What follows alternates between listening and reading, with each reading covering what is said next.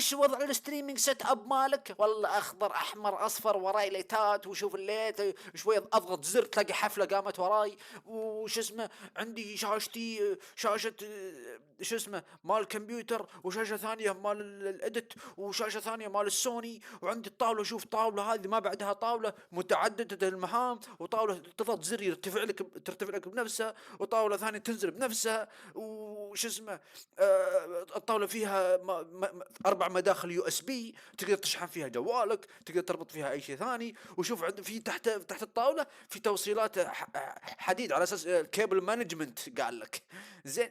وبعدين البي سي مالي محطوط كذا على الجنب ولا معلق في الجدار، بعدين يجي يصور لك انستغرام 500 الف بوست. عرفنا عندك ستريمينج سيت اب، لكن لا، لازم انا اروي العالم يشوف شلون سيت اب بفخم متواضع.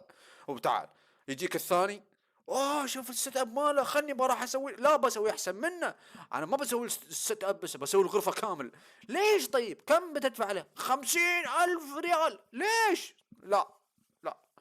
تعال.